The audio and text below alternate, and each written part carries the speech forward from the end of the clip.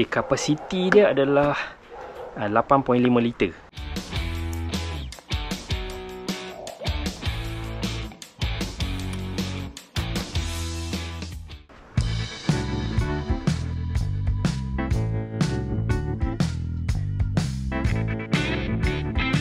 Jadi untuk penghitung ais dia panggil ni particle cooler.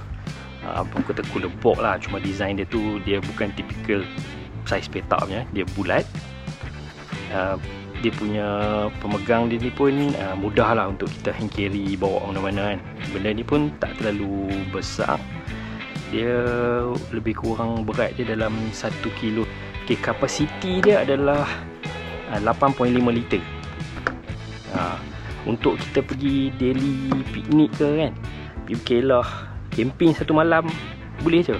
Letak ayat tin, letak apa minuman-minuman botol sejuk ke apa kan, masuk je dalam ni. Cara buka dia ni kiri kanan ni, bawa naik je. Dia agak kedap udara juga lah ni dia transparent tapi tebal juga, tahan lah kata kan. So ni dalam dia macam ni, boleh letak ayat tin ke apa, tuang ais.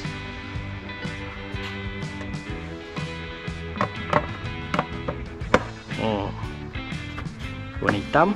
So kalau ikutkan dekat sini dia boleh tahan 12 jam. Dia bergantung dia macam subjektif lah, kata 12 jam. Dia bergantung, kalau kita biar terbuka je, ais pun sikit lain lah kan. Kalau ais penuh ke apa, dia lain pula.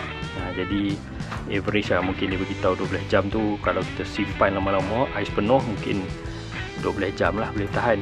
Tapi orang kata untuk satu malam, untuk letak ayak ke apa, benda tu masih kekal sejuk lah.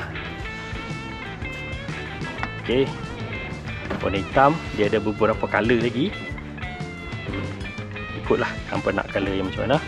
Nanti hampa check link ni aku share dekat bawah.